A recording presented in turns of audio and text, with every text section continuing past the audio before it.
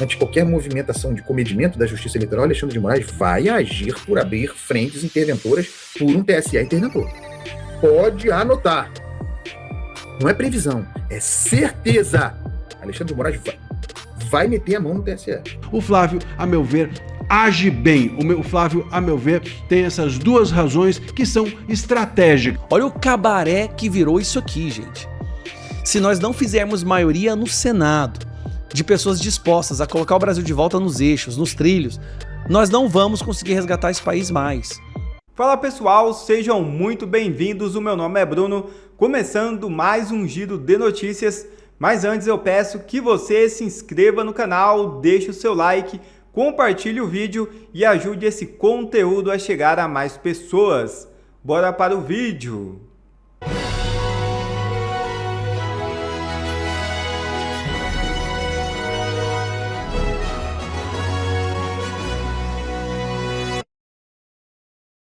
Medo de Mendonça faz o governo Lula promover apagão inédito. É isso mesmo.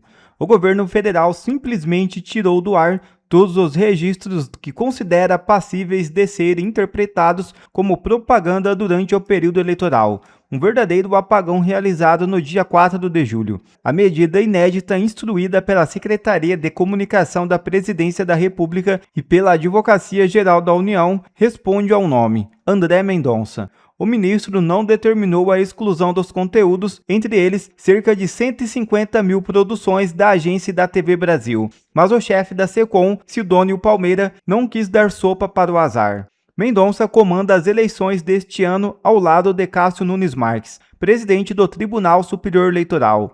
Mendonça é vice-presidente do TSE e atuará na análise da propaganda eleitoral. A preocupação exagerada de Sidônio com possíveis decisões do TSE levou até órgãos da administração pública, como ministérios, a apagarem perfis de rede social, diante da impossibilidade de omitir os conteúdos durante o período de defesa eleitoral, que vai até 25 de outubro. Bolsonaro dobra a aposta após decisão absurda de Moraes contra Flávio. É isso mesmo. A defesa do ex-presidente Jair Bolsonaro dobrou a aposta e apresentou nesta segunda-feira 20 um recurso ao ministro Alexandre de Moraes, solicitando a revisão da decisão que limitou as visitas do senador Flávio Bolsonaro ao pai. Os advogados sustentam que a medida imposta é excessiva e não encontra justificativa diante das circunstâncias do caso. A situação é muito preocupante quando até jornalistas da esquerda que não gostam do Bolsonaro começam a afirmar isso. Aí realmente o alerta vermelho está tocando no volume máximo. O que você vai assistir agora é um trecho da fala do Andreasa, um analista do Estadão, Carlos Andreasa, que é um cara muito crítico à direita, ao bolsonarismo, e lá atrás bateu palmas para Alexandre de Moraes, bateu palmas para as prisões ilegais e para os inquéritos ilegais. E agora ele afirma categoricamente que o Alexandre de Moraes vai fazer exatamente o que ele fez em 2022. Em 2022 nós tivemos uma revolta popular, você se lembra? 8 de janeiro, por que aconteceu o 8 de janeiro?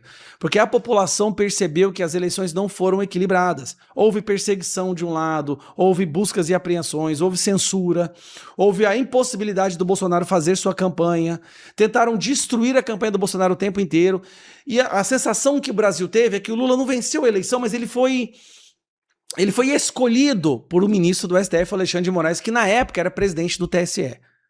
Hoje ele não está no TSE, mas aí você vai escutar esse vídeo agora, mesmo sem estar no TSE, ele vai interferir nas eleições como ele fez em 2022. Escuta isso aqui. Alexandre de Moraes, condição de ministro do Supremo, criará uma estrutura informal, por óbvio, paralela, para interferir ou ser uma espécie de avaliador, julgador, interventor no Tribunal Superior Eleitoral nesse ano eleitoral. Alexandre de Moraes vai meter a mão no TSE.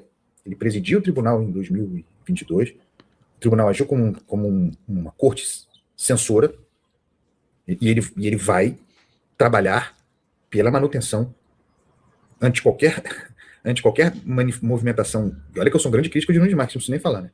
Ante qualquer movimentação de comedimento da Justiça Eleitoral, Alexandre de Moraes vai agir por abrir frentes interventoras por um TSE interventor. Pode anotar. Não é previsão, é certeza. Alexandre de Moraes vai meter a mão no TSE.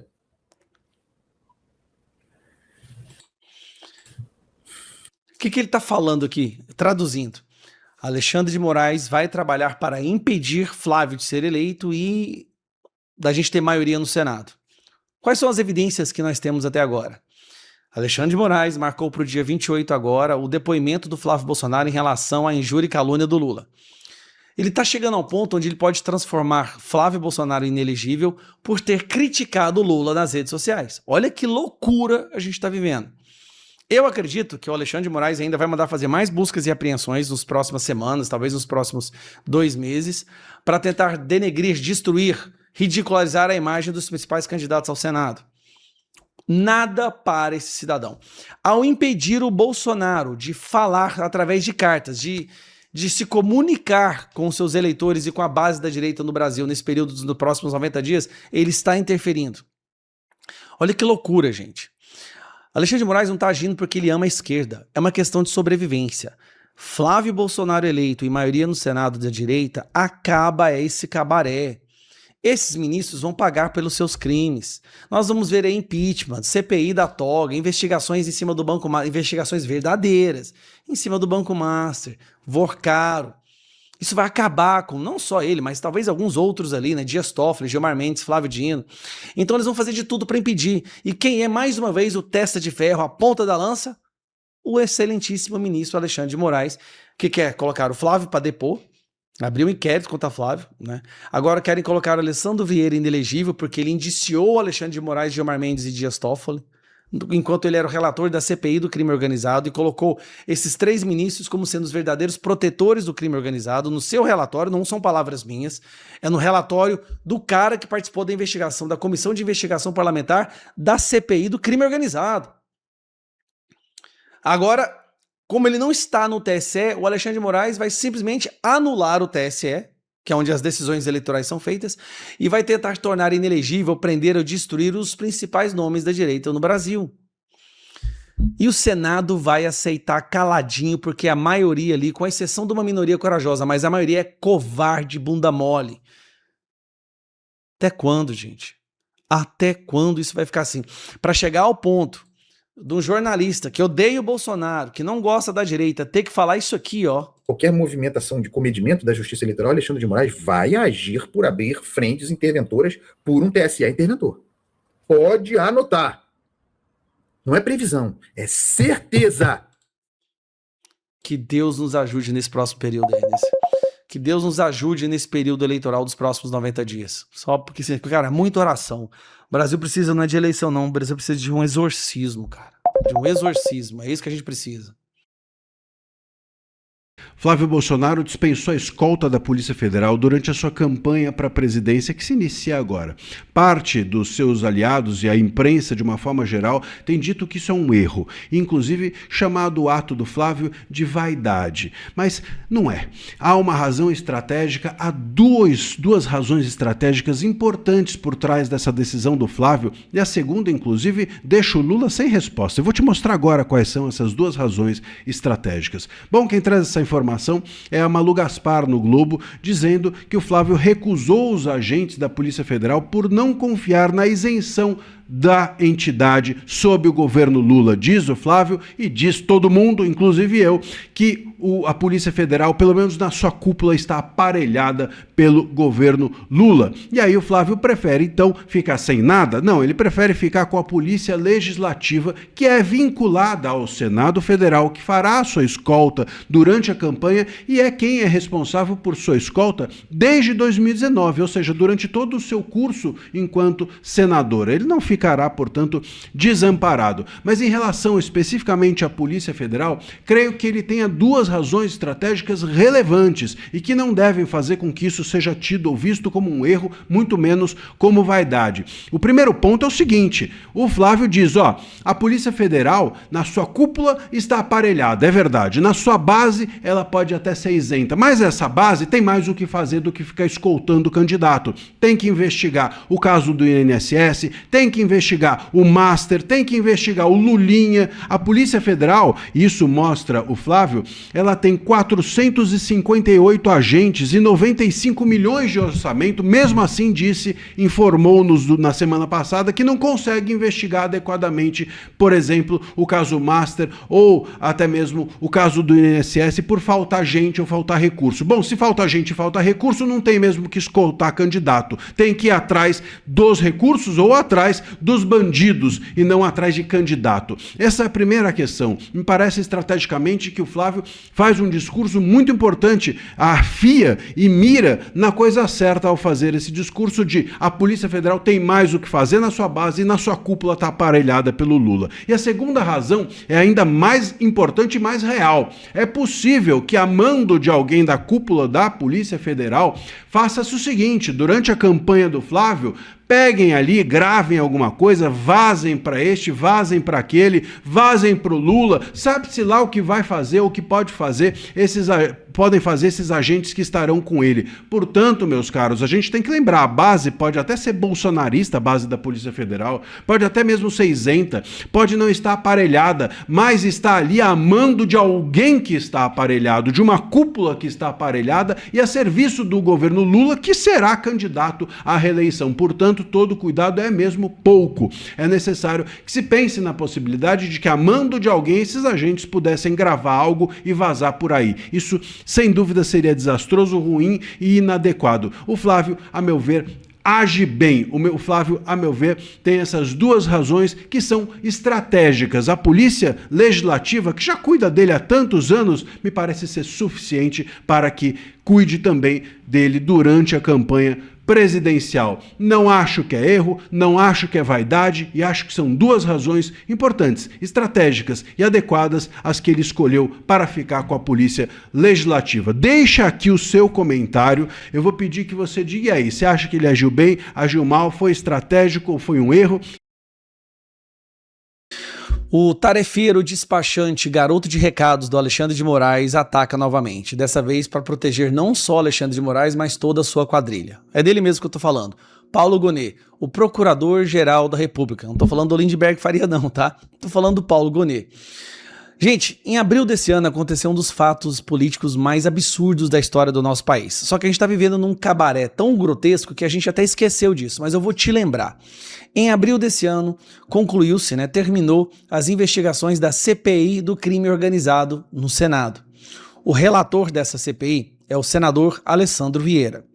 Aí você se lembra, o relatório do relator, do Alessandro Vieira, indiciava 3 ministros do STF. Gilmar Mendes, Alexandre de Moraes e Dias Toffoli. E por que ele indiciava esses 3 ministros? De acordo com o próprio Alessandro Vieira, porque esses 3 ministros atuaram diretamente para bloquear as investigações do Banco Master, que estava sendo investigado pela CPI. Os pedidos de quebra de sigilo foram suspensos. O Dias Toffoli fez tudo para impedir as investigações, lembrando que ele era o relator no início. Alexandre de Moraes recebendo dinheiro do Vorcaro, Dias Toffoli, sócio da Verity, que recebia dinheiro do Vorcaro, Gilmar Mendes suspendendo quebra de sigilo. Então, o senador Vieira simplesmente decidiu indiciar os 3 ministros do STF, porque, de acordo com o Alessandro Vieira, um senador que estava à frente dessas investigações, esses ministros estavam bloqueando as investigações, ou seja, estavam trabalhando para defender e blindar o crime organizado. Isso foi um show, foi um espetáculo. Não sei se você se lembra, mas foi aí que o Gilmar Mendes começou a sair dando entrevistas, xingando todo mundo, enfiando os pés pelas mãos, e deu umas 20 entrevistas no período de um mês. O que acontece? O Gilmar Mendes pediu para que fosse feita uma investigação contra o Alessandro Vieira. Olha que loucura! Ao invés de se investigar os indiciados do relatório da CPI, o Gilmar Mendes decidiu investigar o investigador, o relator. Um senador da República protegido por imunidade parlamentar. Dito isso, o que o Paulo Gonet decidiu fazer? Adivinha? PGR dá seguimento à ação de Gilmar, que pode tornar Alessandro Vieira inelegível. O STF quer tornar inelegível o senador que fez uma investigação e percebeu que ministros do STF estavam blindando membros do crime organizado. estavam trabalhando junto com Luio, recebendo dinheiro, protegendo, blindando, fazendo advocacia administrativa para defender membros do crime organizado. Procurador-Geral Paulo Gonet diz enxergar abuso de poder no indiciamento de magistrado pela CPI do crime organizado e envia caso à Procuradoria Eleitoral em Sergipe para providências, ou seja, ele está enviando o caso para a Procuradoria-Geral Eleitoral, Procuradoria Eleitoral, para tornar inelegível o senador que pediu uma investigação de ministros do STF. Vieira pediu arquivamento do processo, afirmando que está protegido por imunidade parlamentar.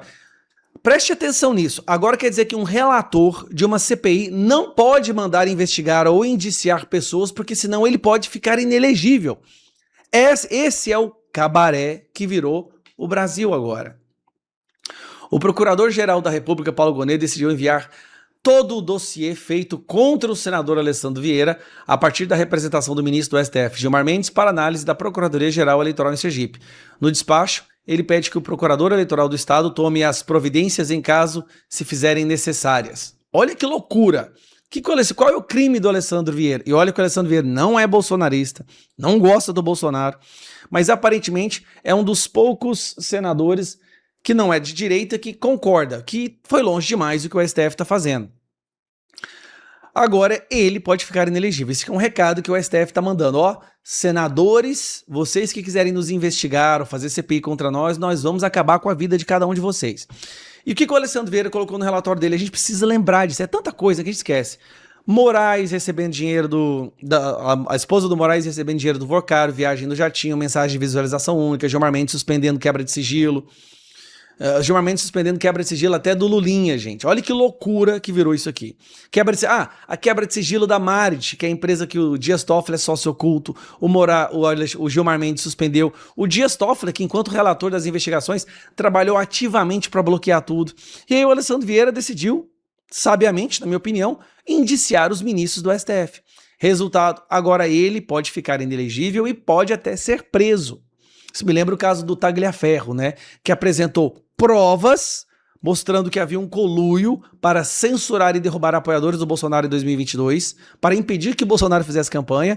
E ao invés dessas provas criarem uma investigação sobre o Alexandre de Moraes e o grupo que ele criou, ao Ministério da Verdade, não. O Tagliaferro, que foi indiciado, teve que ir para a Itália, senão ele ficar no Brasil, ele vai ser preso. Olha o cabaré que virou isso aqui, gente. Se nós não fizermos maioria no Senado, de pessoas dispostas a colocar o Brasil de volta nos eixos, nos trilhos, nós não vamos conseguir resgatar esse país mais. Pelo amor de Deus, eu peço, ajude os candidatos ao Senado no seu estado que estão dispostos ou que têm a proposta de trabalhar para resgatar a democracia e acabar com a ditadura do judiciário. Isso, na minha opinião, é tão importante quanto ou mais do que eleger o presidente da República hoje. Obrigado a você que assistiu esse vídeo até aqui. Deixe o seu comentário e não se esqueça de se inscrever no canal e deixar o seu like. Até a próxima!